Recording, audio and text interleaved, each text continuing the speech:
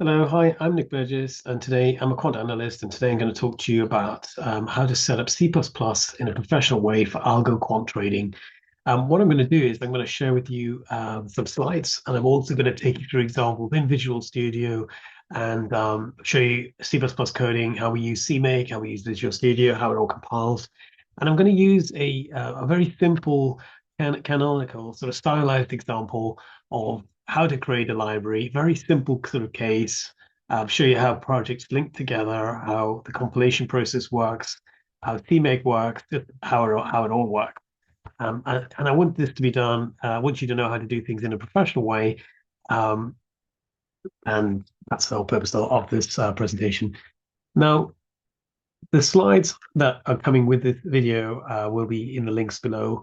I've also broken the video out into lots of separate sections, so feel free to jump forward, jump into the sections that interest you. Feel free to follow it through. The slides themselves are a reference guide that really help you to navigate your way around Visual Studio to know where all the compiler and linker settings are. And I think it's just a really great guide. So let's jump into the presentation. I'll show you the slides and I'll take you through everything. Okay, bear with me 1 second. I'm going to share the screen.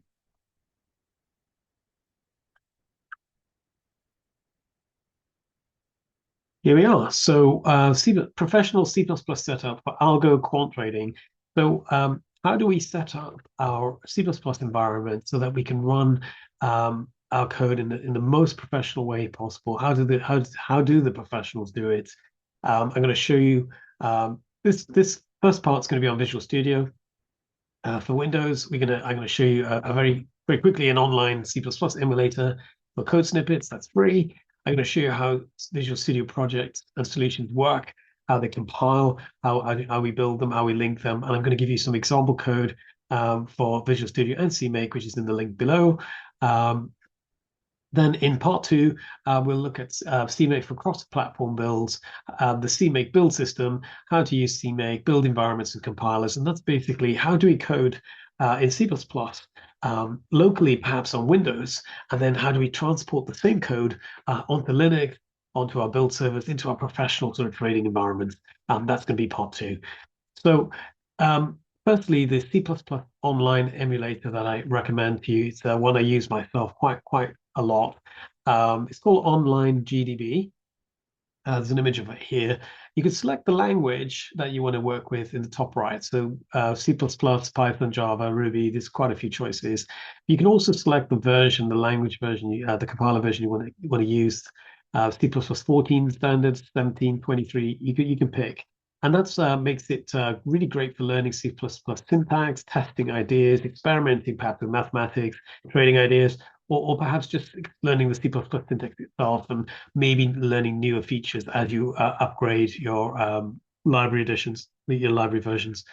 Now, it's really good for code snippets. It's great for sharing, great for debugging, and it links really nicely with GitHub as well. So if you right click, hold on Control, right click on the link at the bottom, it should take you to the compiler. There we go. I already had one open, so I'll go straight there.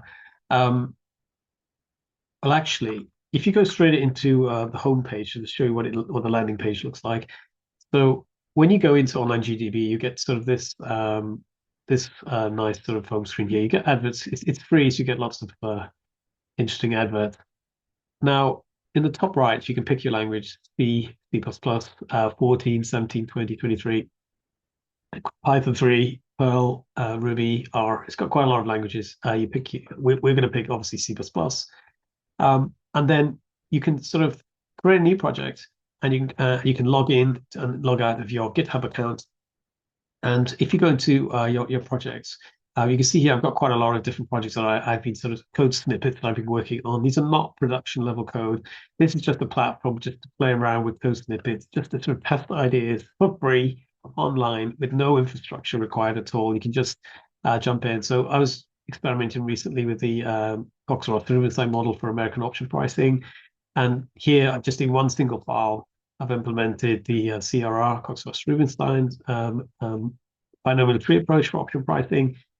I calculate the probability up move, down move, the probability of an up move. So U and D are the actual sizes of the up and down moves. And I'm basically just pricing an American option. And here I'm stepping backwards through a binomial tree, price the American option. Now, the purpose of showing this is it's very easy to sort of work with. You just run your code, comes to your example. It will compile and link sort of behind the scenes. You can debug, you can save your code, you can share your code, you give you links that you can embed in on social media or to share with your friends. And it's just a great place to sort of experiment with language features. So you'll see me sometimes in my projects. Sometimes I'm just experimenting with a piece of math. Maybe I'm trying out for Monte Carlo, running an AED solution, binary searches, or maybe I'm just doing mathematical puzzles, or just learning the syntax. How does inheritance work? You know, what's the order of class construction, destruction? Um, so basically, it's a great place to experiment. Recommend it to you. It's free and links with GitHub. You can save all your code snippets here, and it's a great place to profile and to prototype before you jump into the real thing. So I strongly recommend you do prototyping here. It's very quick to work with. That's why I use it, and you can save your snippets as well for just to remind you of C++ syntax. It's really, really useful. So just sharing that's an online emulator. This is something for free. There's something for you to be aware of. This is a great tool. Right. Now, next, so how does C++ work? So we have, and what's the structure of the files that we have? So we have header files and we have source files. Now, header files have a extension .h, and here we declare our functions, classes, and our interfaces. We just list them, and there's a very small header file here with an add function. It takes two integers A and B, adds them together. So we just declare it here. There's no implementation. Now, source files, CVPs, they define and implement the header file declarations. So whatever you declare, you obviously have to implement. And they contain the actual code logic. And so you see a CPP file here. Now you can put, the kind of rule is if you've got a very small function, you implement it directly in the header and forget about the CPP. Now, if you got, now we don't generally do that, but you can do that. That's fine. Typically, I don't do that. I implement directly in the CPP, and then let the optimizer sort of take care of things. Now, but the general rule is small functions, very small functions go straight in the header, and otherwise you put everything in the CPP. Now, object files, OBJ. Now, source code from the CPP files from the that we've defined and implemented in our source file in CPP, these are compiled into an object file individually, one by one. And object files, so source code is first translated into assembly language, ASM, which is kind of like basic instructions for the compiler. So, for example, for the add function, you got a move function. It moves into the EAX memory variable EDI, and then it adds to the EAX register the second argument ESI and returns the value in EAX. That's the comments here explain what the assembly languages do for this add function. And then the assembler then creates the object file obj, and the object file itself contains binary machine code that's ready for linking plus any metadata. And that's this object at the bottom. You can't typically view an object file, but they will look all encrypted or mangled. But what you can do in Visual Studio, if you go Tools, I'll show you Visual Studio. If you were to go into Tools, under Command Line, develop a command prompt, that'll open up a command prompt. In here, you can use dump bin, and if you see we do something like dump bin, you would say what you want to see. Maybe you want to see directives. If you're looking at a library file, for example, name of your lib. So obviously lib name.lib, and you can output that to an output file of your choice using the right arrow output.txt. So you can do that kind of lib name.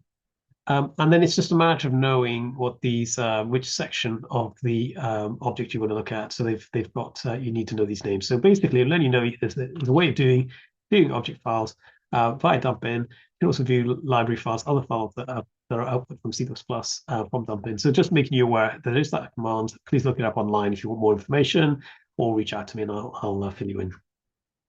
Now, coming back to here, so we have header files and source files. Header files we declare a function, source files we define, and the object files are what you get after compilation.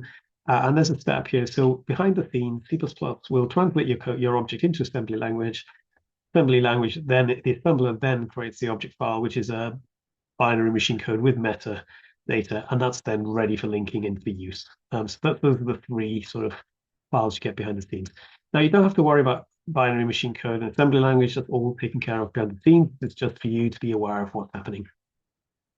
Now, the build process for C++, when you have a library, when you have code, the you firstly will write your header file, you write your CPP file, and then when you're ready to compile, we have to then compile and link. And then at that point, you have an output file which you then can use. So the first step, compilation. In Visual Studio, it's using the compiler is the cl.executable. And what that does is it will expand all include directives. This is where we include our header files. And then it checks syntax and types. And then it converts each CPP file, which we commonly refer to as a translation unit. Each CPP file is individually converted into an object file. And you'll have a group of object files, one per CPP or translation unit. These then object files are then linked using the link.exe. And the linking, that verifies all symbols. So it checks all your functions and global variables have been defined. And then it combines all your individual object files into a single file, which can be an executable, a library or .lib file, or a DLL, a dynamically linked library. And that will be your output. Now, generated outputs from C++ compilation, you'll generally, so you're going to get an object file. These are compiled CPP files. On Windows, they have the extension .obj. On Linux and Mac OS, they have the .o extension. And these are just your individual CPP files being compiled into machine code. Then you can then choose to have a static library, which a library or a lib is a collection of object files merged together. Or you can choose to have a dynamically linked library, a DLL, which is compiled code loaded at runtime. Or you can have an executable, or you can generate an executable, which is a fully linked program ready to run. But the process is that you compile your code and link. So you basically run the build command. It will do these two steps for you, compile and link, and then it will generate output files. And I guess in this presentation, we're going to talk about how do we do that. But that's the process. That's the process of building your code using Visual Studio or Linux or the platform of your choice. We're going to focus on Visual Studio at first, and then CMake for cross-platform build second. Now, when you have multiple folders or projects, so for example, here, if you consider a very simple solution, which we're going to sort of talk about throughout this first part, is that we have a math library. It made its main sort of module is main folder is the analytics folder. The analytics folder is doing some pricing, and we have an addition. We have a folder with addition functions. We have a folder with subtraction functions, and analytics just wants to grab those two folders and sort of reuse those for pricing.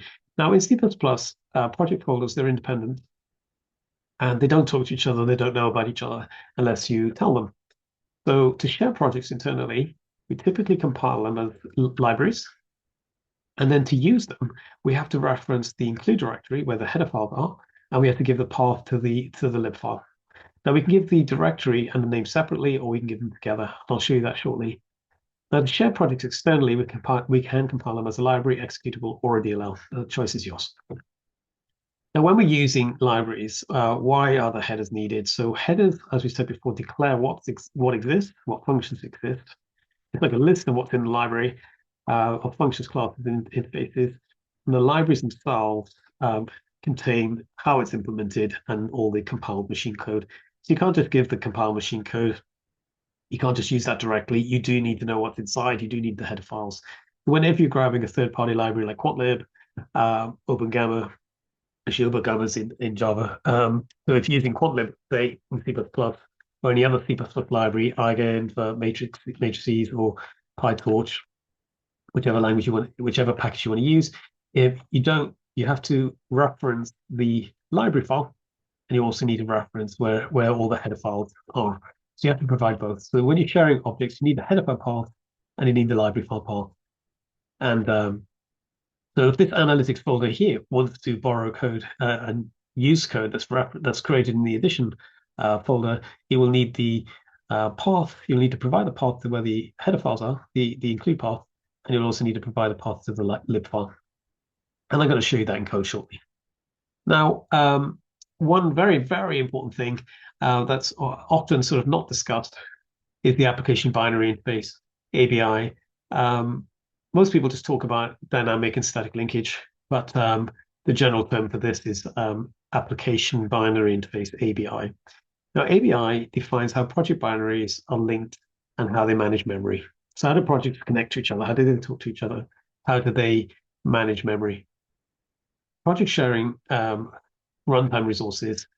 Projects share runtime resources, and for example, in C++, the standard vector, or in C, the file star, they must use the same C++ runtime library, CRT. CRT stands for C++ runtime library. You'll see that sort of everywhere. So you see it's sort of referenced here, runtime library. And the runtime library is the low-level sort of code within C++ which handles memory, input and output, and startup support. So all the runtime resources. And you can choose for your projects to be dynamically linked, and they will have the command /md, and they will link against when you select dynamic linkage, it will link against a shared C++ runtime DLL, which is the CRT lib. Now, in release, you'll see MD. In debug configuration, you see MDD with a small d on the end. Static linkage is /MT. That's the command line reference for it, and it embeds a private C++ runtime library into each binary. So dynamic linkage, we're using a shared runtime. So you have one area, one heap, and static linkage, you have no shared ownership, and each project will have its own C++ runtime in the binary. So static linkage, those projects tend to be bigger because they have a C++ runtime built into them.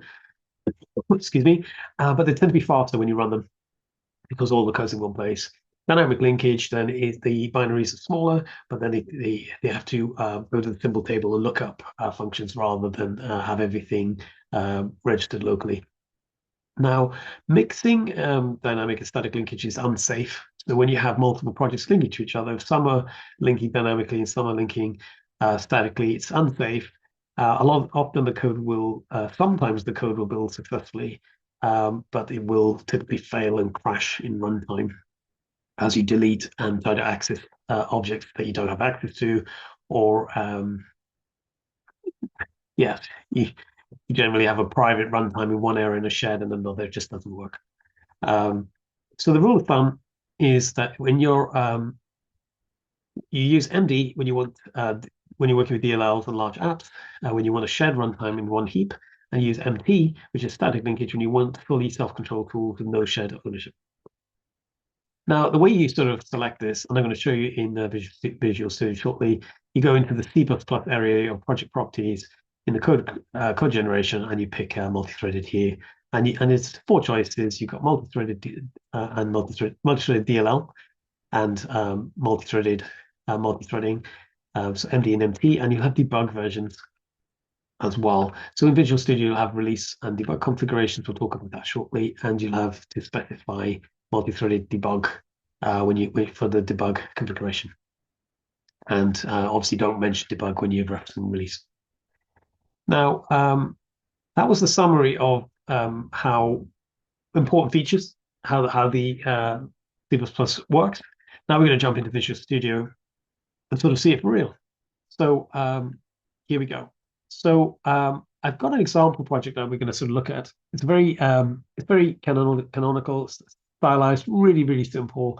And the idea is just to sort of give you a very high level view, very simple view, to make it very clear how to link, how to build, how to compile, how to do everything you need to do. And this is to get you to program in a professional way so that you can transport your code between platforms. There'll be cross-platform builds you'll be able to do. So you'll be able to sort of build locally for your projects for testing, and then be able to deploy to a server, perhaps in a different different operating system. Typically on Linux, servers are typically on Linux, Windows as well. It's fine.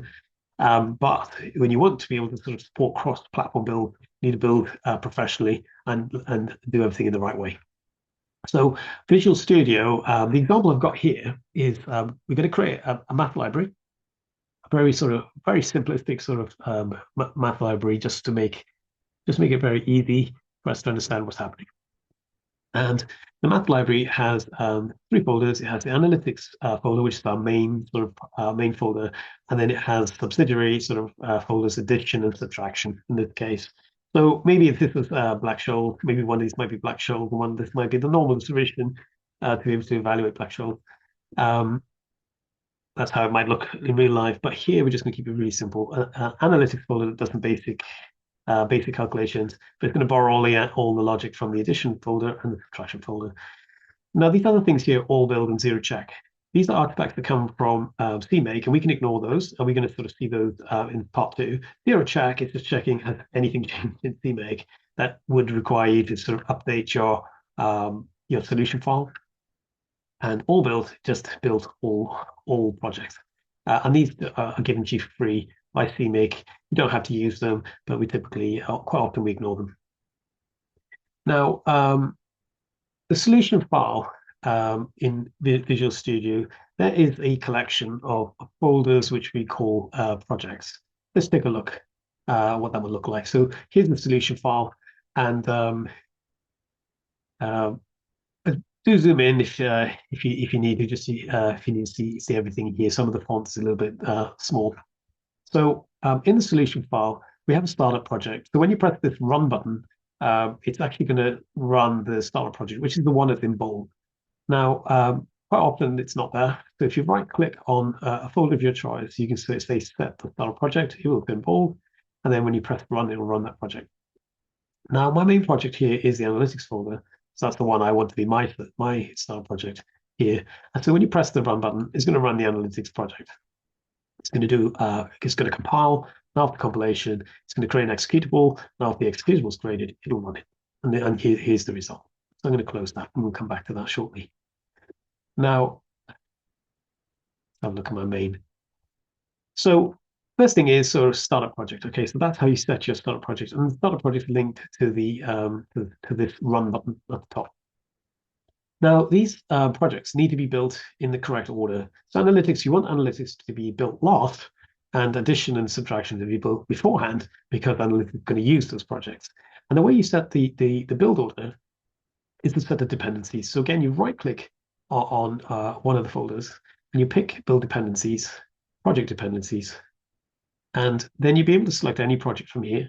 And then you meant to then go through each project and pick what they depend on. So analytics depends on addition, subtraction, doesn't have to depend on zero check. That's up to you if you want to incorporate them. And you just pick the dependencies and you iterate through the different projects. Analytics doesn't depend on anything. Addition doesn't depend on anything, although we've linked it to zero check. And subtraction only zero check. And zero check is basically CMake sort of runs this. Zero check just means check if CMake has changed. So zero check is going to refresh the solution project and projects based on CMake files that may have been updated in the background. So it's checking for updates to this solution file, and we'll update everything here in Visual Studio accordingly. Now we're going to sort of focus on the analytics. So the analytics depends on these two has two dependencies, one on addition project and one on the subtraction project. Now, once you pick all your dependencies, you can then view the build order, and you see whatever's at the bottom is built last. It's going to build zero check first, addition, subtraction, analytics, and then all build. And that's convenient because analytics just needs addition, subtraction, build before it. That's the main dependency for us. You press OK. And so that's how you control your dependencies. It's quite important try not to link your projects so in a circular manner. So have if addition depends on subtraction, subtraction depends on addition. That's not great. It's something fundamentally not quite right. Not in those cases. But as projects get larger and larger, as solutions get bigger and code gets bigger, it's very easy to sort of mix up code and put them in the wrong projects and then have circular dependencies. So please be careful. Okay, so anyway, this is how you set the project dependencies. You right click, you pick build dependencies, project dependencies, and then you go through each of your projects and select what they depend on. After you've done that, the build order will then show you what it's going to build from top to bottom. So top goes first, and then and at the bottom, those projects are built last. Okay, so come out of there. Now, let's talk about configurations. So we're talking about the solution file here. Up the top here, we got debug and we got release. So when you typically have a Visual Studio project or any other project, or even if you're building other environments like Linux, you always have debug and release configurations. So the debug configuration is typically very slow. It's keeping debug symbols, keeping a lot of extra information. It's not optimized. When you optimize, you tend to code gets simplified and optimized and written away. Debug code is we keep all the intermediate calculations, and that makes the debug process sort of slower, but that allows you then to put breakpoints and step through your code, which is great. Now, debug is will have all that extra information for you to test your programs, and then when you have release, it's optimized typically for speed. A lot of those intermediate calculations are lost and not stored unless you specifically code to store those results. And you can't sort of easily sort of debug through release without sort of modifying your project settings. So debug and release. Debug is for testing. Release is for production, for high speed sort of production optimized code, and that's what you give out into production environments is the release configuration. Now you can create other configurations. So when you're running your code, you select the configuration you want to run and press run, and you have a choice here. Now, when you sort of build a CMake, sometimes it'll create these for you. And release with debug information is just release, but with where they keep the debug symbols, and so you can sort of test your release. And sometimes what you want to do is you want a very fast production release, and then you want to test that as well. So what we do is we build release as optimized as possible, and then but we turn on debugging symbols to allow us to sort of step through it and capture um, more into some of the intermediate calculations for testing. So it's testing production. Minimum release size is what it says. It's a binary with the minimum size, so where you optimize for size, not for speed. We typically only see debug and release. Sometimes you see these other two. Now, if you want to configure your solution file in your projects, you can right click on them. Solution files and project files, these are XML, and we'll talk about that shortly. If you right click on your solution, you can go to Configuration Manager. You'll see under here debug, and if you and you'll see also the 64-bit, or sometimes you see 32 bits as well. And you pick which projects you want to run and which ones you don't want to run. So you just tick them here, and then if you switch on to release, you'll see the configuration changes.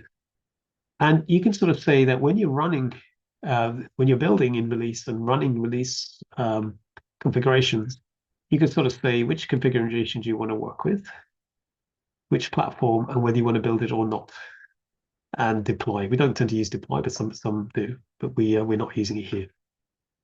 And then the other interesting thing you can do then is also you can create new configurations. And you can sort of, when you press the new, it'll ask you whether you want to base it on an existing config. So, for example, debug information is just released with a particular flag set. So, so you can add new configuration here, and you could create a release configuration that perhaps that's slightly customized, or you could just create a completely different configuration altogether. Perhaps you want to just build the analytics folder and nothing else. Perhaps you want to just build the individual modules, but not the analytics folder, say. It allows you to customize exactly what you want to do. And whether it's sort of behaving in like a task project or whether it's behaving in a production project, that's configurable there. So these configuration, you right click on the solution file, you go to the configuration manager here. So that's the solution file. Now, project files, these are all independent code groups. They don't interact with each other unless you link them. And so these are all always independent unless you choose to link your project. Now you can right click on your project and go into properties, and you'll see all the configurations sort of settings in here. So C plus plus is where the compiler settings are. And Librarian, which is sometimes called Linker, if you go over here, you see it's on this one, it's called Linker. So when you're creating a lib file, it'll be called Librarian. When you're creating an executable or DLL, it'll be called Linker. And you'll sort of see, so linking is in the librarian or the linker, and C++, C++ is where the compiler settings are, and you can expand these. I'm going to talk about these shortly. But the one thing to sort of mention about configuration is that in debugging, I think it's under the linker settings in debugging, you will see, let's go there, debugging. You'll see under the release, so this is production, the release is for production, debugging is for testing. If you pick debug, you'll see here debug, and this is where the symbols are kept and all the intermediate information. If that's enabled, your output file, your library, your executable will be a little bit slower because it's keeping all this extra information, be quite heavy. But that's how that allows you then to step through your code and check intermediate values. If you switch into release, that's turned off, and that's going to sort of speed up your code considerably because you don't have to keep all the unnecessary intermediate steps. And what you find then with release with debug information just has this flag tick. That's the difference. And so someone's created another configuration exactly the same as release, but with this flag tick to allow you to test your production code. Okay, so that's a little bit about configuration. Now, so project file, you can right click on them, we can look at the properties, but they are individual. These projects, any code in these folders or in these projects, they're independent and they do not talk to other projects unless you set that up. Now, other features of Visual Studio, Visual Studio is fully integrated with Git. So if I check this code out of a repository, you can stash, you can pop, you can pull, rebase, fetch, all the normal Git commands are in here.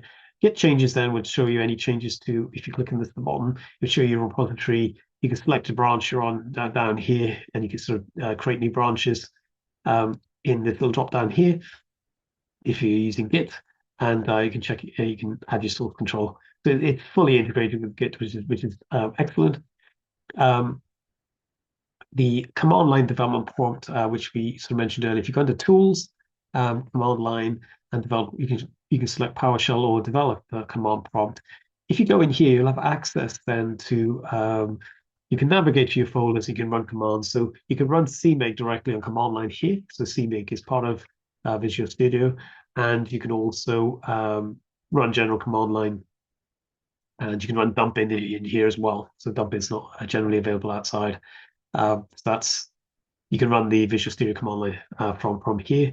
The other thing that I really like doing in terms of features is that under Tools, external tools, if you open up Visual Studio in administrator mode, any tools that you run from here will also be in administrator mode. And if you add, say, for example, you can add command line screens here.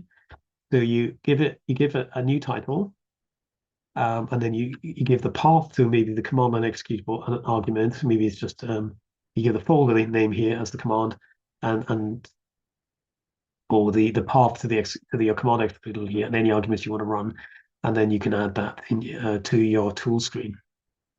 And then you can use this for running scripts. I run a lot of scripts here. They could be PowerShell, they could be batch file, Python scripts, whatever you want to run, as long as you've got access to the command.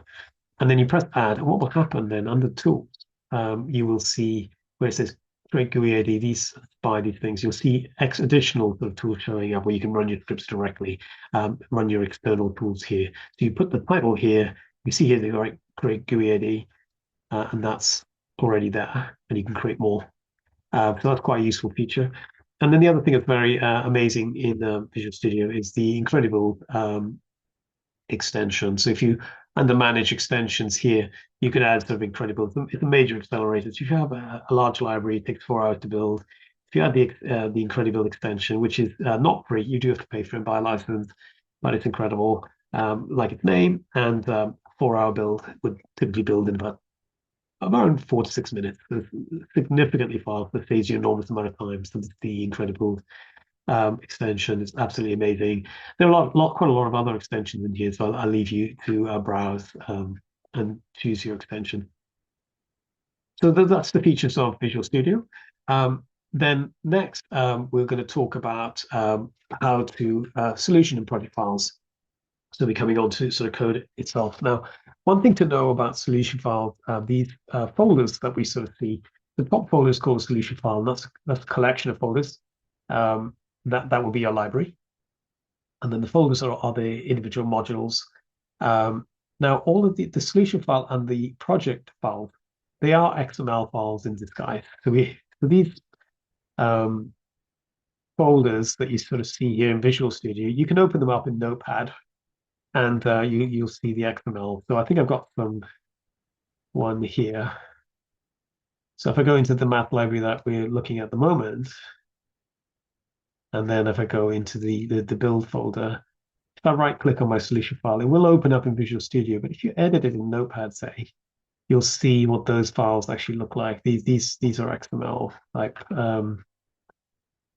these are XML, and these codes are just GUI IDs. These are just code unique references to each of these different configurations in this case.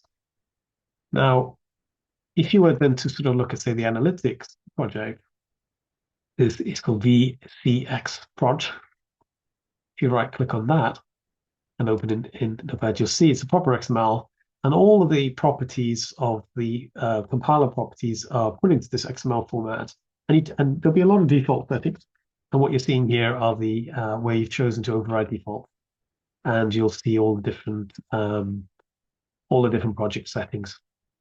So you can go in here and you can write logic in here as well. It's not just XML. You can actually write if statements, and you can see I didn't write this was generated, but you can sort of see commands and if statements, and you can put logic inside the XML as well. It's not just not just a flat file.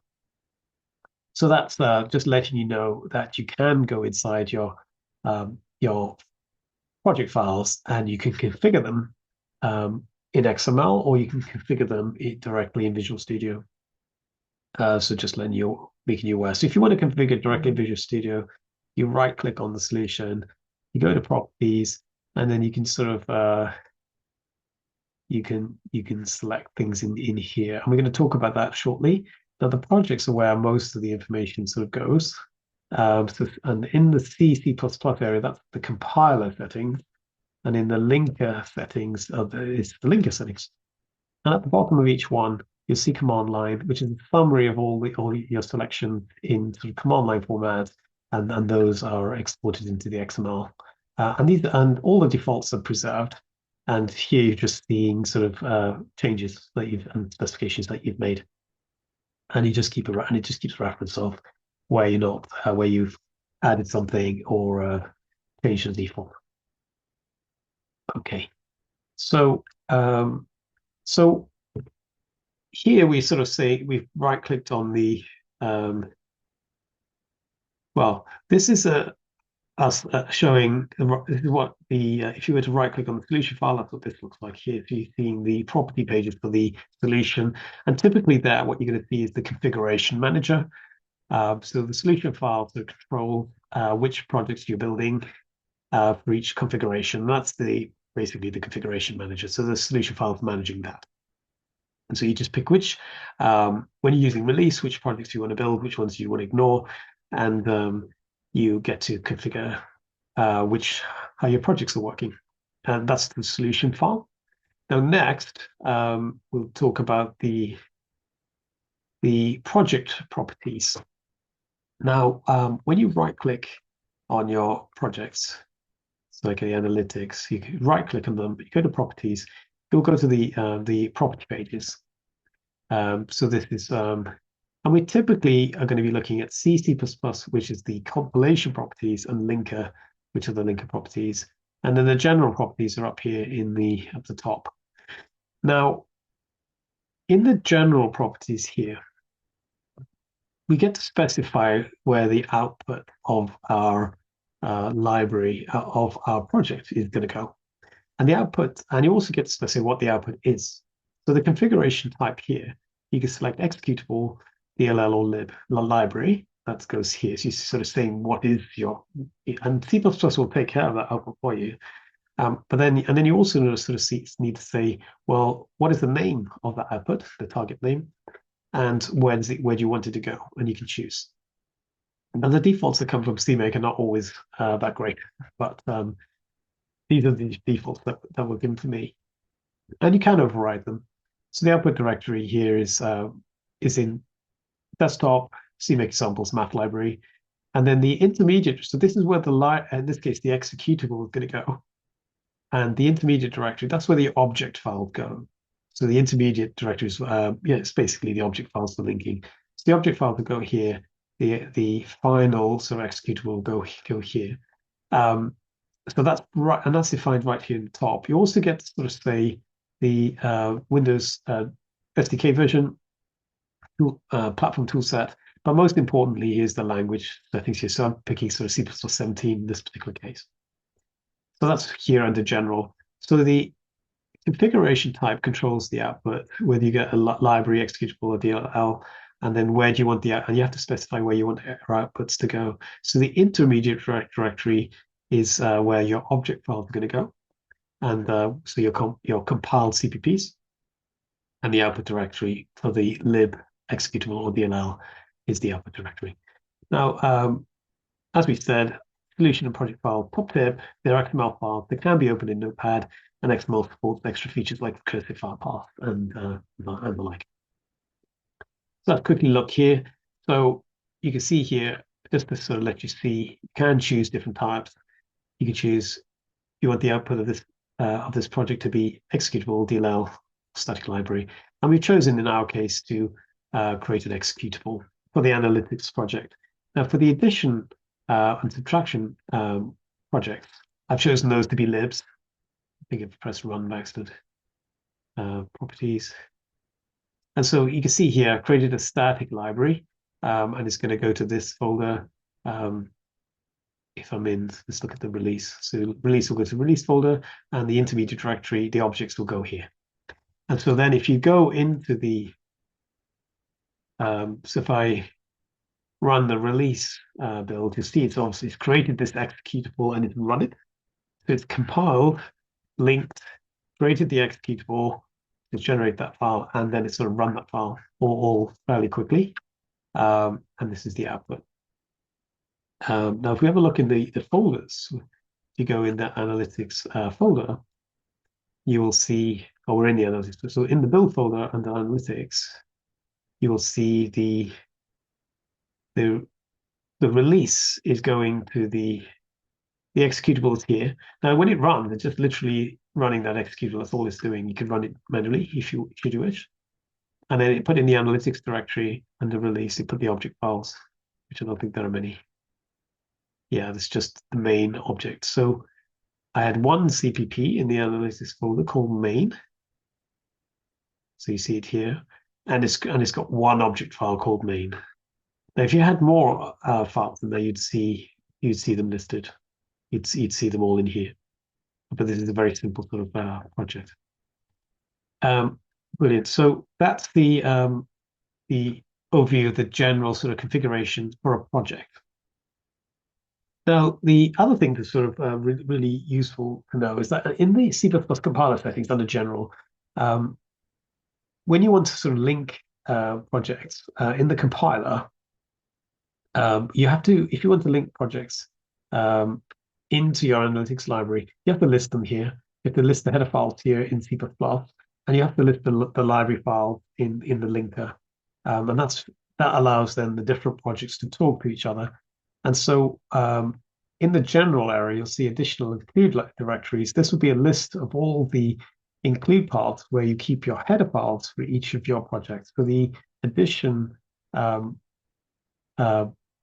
folder or project folder will have an include file where it keeps all its headers, and you have to just give the path to that folder for the addition and for the subtraction folder. So you can sort of see it here, expanded out. So let's have a look at that quickly. So this addition folder will not all the analytics in there will not be able to sort of communicate. They're all independent, and this analytics folder can't use any of it. So you can see it's got an add file. So it's got this add function. You see the header here is add, and you need, when you want to link, you need to sort of provide the path to this folder where the headers are kept for the addition folder and for the subtraction. You see there's a header file there, and we've just listed them here. They don't have to be hard coded; they can be relative. So if I show you what that looks like, you right click, click properties, and then under C++ compiler, you provide the path to the header files. Now, this is the top tip, right? It's not obvious, but this little drop down here opens up like an edit menu. And then in there, you see all the paths that we've added. So we put the path to the addition include files and the subtraction include files. And importantly, there's this button at the bottom called macros. So if you don't want to write out that whole path and you just want to say solution directory, you can just use the solution directory macro. So you can replace file paths with these names, and they have the dollar symbol in front, and it's telling you where all these paths are. And if you want to create your own path, your own macros, and macros in this context are is a variable representing a file path or a value, then you can add your own here. And then when you're done, you press insert OK. And when you're done, you press you hide the macros again. That's quite hidden, so just to let you know. So this additional include directories, if you want to know what that means, you go into the macros, you can take a look. Now, you also see them expand as well when you compile. So you can add as many as you like here. There's a big menu, and all of this will go into your XML. So this is just a visual way of updating your XML. If you're comfortable working in the XML directly, then please do so. But otherwise, this is quite a nice way to navigate the XML. So that's the general field here. There are other options. We're going to look at those shortly. So I'm just letting you know that you add for a project, if you want to sort of link them to another project, you specify the header files here, the paths to the header files here, and then in the linker you provide the paths to the libraries. And I just wanted to show you how that works. Now, and we talked about the top tip here, where you can press the macros button and you can check all your macros as variable names and even add new ones. So the most popular sort of macro names are solution directory and project directory, because you don't need to write out the path like that. You can just say solution directory, CMake examples, or project directory. And then you don't have these enormous sort of file paths listed listed out here. Now, next, compiler settings for optimization. So I'm going to show you all the top stuff. And the idea is that these slides, these are excellent reference materials, so that if you forget anything, just look at the slides. They will be on the links in this video. And I'm just explaining these through, and obviously jump to the sections that you're most interested in. Now, for the compiler, when you want to set the optimization for the compiler settings, let's minimize some of this. You have to do this obviously for each project. And so you right click on your project, go to properties, that will show you all and then that will take you to all the settings for this project folder. We looked at the general, which is where you have the include directory. Now, under optimization, you can optimize quite a bit here. You can optimize the speed, or you can optimize the size. So do you want your file size to be small? Do you want to optimize that way? Or do you want to optimize for things to be fast? Or do you not want to optimize at all? Sometimes we don't want to optimize. Quite often what optimization will do is that if you have constant statements within your code and you decide to optimize, you'll see those lines disappear and it will paste your constant variable. So if you say volatility is 10% and you hard code it, and you've got that as a variable and you choose to optimize, it's going to delete that line of code and paste wherever you use volatility. It's just going to hard code and paste 10%. It'll achieve speed and reduce, and that will reduce size. So you're choosing, how do you want your compiler to behave there, and so that's and there are other settings here as well. Now, the other thing to mention is code generation. So code generation, that's where you get to specify whether you're dynamically or statically linked. Now, all your projects in your library must have exactly the same runtime library. Release configurations all must have MD or MP. But you also notice there's a debug version of them. So when you're debugging, you must say if you want dynamic linking MD, the release configurations have MD, but you must remember that debug configurations for dynamic linkage is MD with the small d on the end as well, MDD. And likewise for multi-threaded, if you want it statically linked, it's MT for release configurations and MTD for debug configurations. You must pick the right ones. So if you see here when I switch to release, from release to debug, you'll see there's oops, pick the wrong one, to debug. You see this MDD, so that has to be picked as well. You also have to sort of say, you can also do things like select what your runtime exceptions want, what you want those to be. So if you see here where you have sorry, I meant C++ exceptions. This SEH exception is very important. So if you step over the end of a vector, or if you write code such that you're going to crash your library, when you turn on the structured exception handling here, SEH, it allows you to catch those crashes, so you can save your work before you lose everything, because before your process crashes. And in some cases, you can actually recover as well. So if you don't turn on structured exception handling, you can't sort of manage crashes elegantly. So structured exception handling, do look that up. It's it's exceptionally useful feature. So if you have Excel add-ins that are crashing all the time, then this feature is not turned on. So just to let you know, there is a bit of work to do as well. It's not just turning this feature on, but this is where you turn on the support for that. I think also there's quite a lot of really nice, if I remember right, there's so many sort of elegant features in here. I really would like to take you through them all, but I'm going to sort of try and prioritize. But you can turn on OpenMP, parallel processing, all kinds of things, so you can really speed up your code. I think one of the things I do want to mention is I think it's here under optimization. Is this the right one? Remembering all of them exactly. No, it's not. It's this one, processing. So under general multi-processor compilation, this is a very nice feature to have as well. MP. What that means is when you're building your projects, if you've got sort of 10 files, do you want to build them and you've got 10 processors, you want to build them in parallel or not? And this will speed up your build completely. Now, if you do pick MP for multi-parallel multi-processing, you do then have to specify how many cores you want to allow it to use. So under tools options, you go to projects and solutions, and then under build and run, you can specify the number of cores you have. Now I have 20 cores. I'm really lucky, so I can compile on 20 cores at a time, should I wish. And you don't really, so if you've got a large library, you really don't want to be building on one core. So really do consider turning that on. So that's under general multi-processing.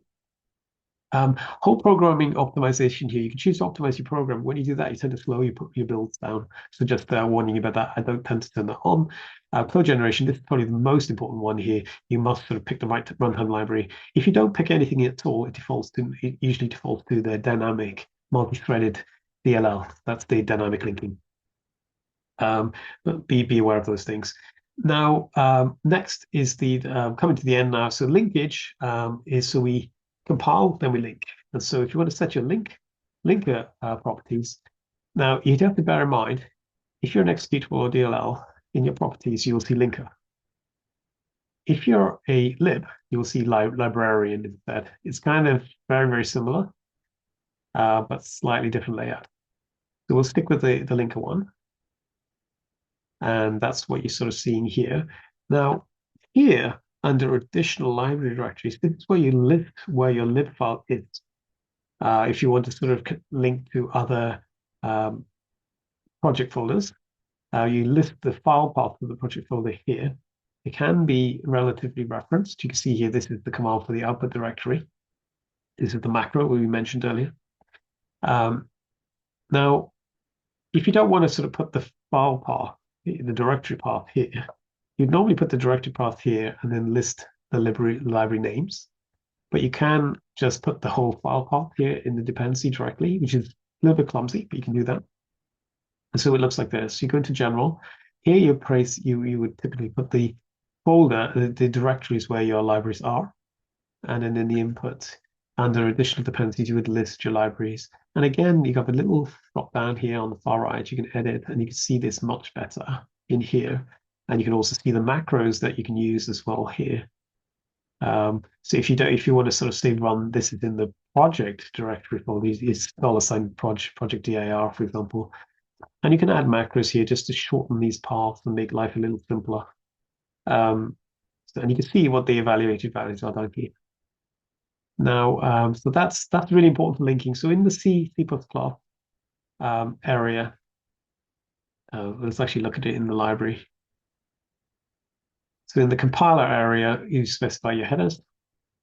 And in your linker area, you specify the lib files. And if you do those two things, you will then your projects will be able to talk to each other and you'll be able to use the functions in your sub projects. Just to remember, get your path right and don't mix up the path to debug and release. Okay, so that's the linker, the main linker settings. Now this is the last slide, and again, just to let you know, these really are reference slides, so it's very easy to forget where everything is. And so I try to put these slides together in such a way that you can sort of visually see where everything is. And then at the end, the main thing is just these are the main sort of settings that you need to be aware of for any C++ project and for any C++ project. So we go to general. So I'm talking about the, if you right click on the project and you go to properties and you go to the configurations of the properties, these are the main configurations to be aware of. Okay, so under general, you can in the output directory specify the output path, configuration type, you can specify the lib, exe or DLL, and the language standards. So if you're looking in here, properties, general, so these are the most important things. Set your output directory, set your configuration type, and set your language standard. These are really important, so get those right. After you've done those, then go into your compiler, add any include directories for projects you want to work with, and then select your debug information format and multi-processor compilation. This is in C++ General, so let's have a look at that. So here, C++ General, so you can see additional include directories, information format here. This is really, really useful because you can sort of say, when you're in debug, you can say edit and continue.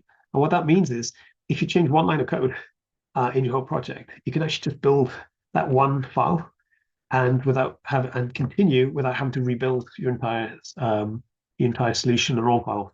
So it's really, really convenient. If you've got a very heavy project, which maybe takes 30 minutes to run, you can actually just edit one line and continue. That's really useful. So pick your debug information format. So you see debug will have ZI, and you'll see release will be different. So so this is where you sort of say, do you want to keep debug information? Really important for building. If you've got more than one core, you might want to multi-processor compilation. You might want to use more than one core to do your compilation. Just to speed up your build, strongly recommend that. And then the other thing, sorry, I clicked that by accident, was under code generation. It's really important to make sure all your runtime libraries are the same. So all your release ones need to be MT or MD. All your debug ones need to be MDD or MTD, where the last D is debug. Then under linker, so this is what I'm saying here. So when you're doing code generation, you can select whether you want to have structure exception handling, which helps to prevent crashes. Runtime library, exceptionally important. If your projects are have different linkage specified, you'll be very susceptible to crashes and your code will definitely not be safe. It may not even compile. Then under linker, you specify your libraries, which is how you, the second step you need to do when you want to work with other projects. That's under general. You can sort of see the library folder is here and the library names are here. And if you choose to put the whole file path in the name, that's fine. Then under the additional dependencies, and then the final one is about debugging information. So linker debugging under there. If you want to sort of see debugging information, if you want to step through your code for testing and see all your variables and all the intermediate steps, you must here then pick debug. And you have there's a verbose section you call debug file as well. So you'll see your debug configurations will say yes, and your release configurations will say no. And that's for speed purposes. Okay, so I've given you, so I think I've given you a pretty comprehensive view of how does C++ compile, how does it link, what does Visual Studio look like, how do you sort of join projects together, how do you build your code, how do you control what you're going to get back from your code, are you going to get a DLL, are you going to get back a library, are you going to get it back an executable? I took you through a very sort of detailed sort of overview of how Visual Studio works and how C++ compiles and links. Now, for more information, you can subscribe to my Quant newsletter where I publish quite a lot of information on C++ programming, on mathematics, on algo trading, and how all these tools come together, how mathematics, programming all comes together. I also have a Quant YouTube channel, I have a Quant trading, Quant store, and you can follow me on LinkedIn. If you have any further questions, you can reach me here on LinkedIn, and I'll see you in part two where we talk about CMake, where all of the settings that we saw today are actually can be generated automatically without us having to think about it too much. Okay, thank you for your time. Please do subscribe to my YouTube channel. Please do follow me on LinkedIn, and I'll see you in part two.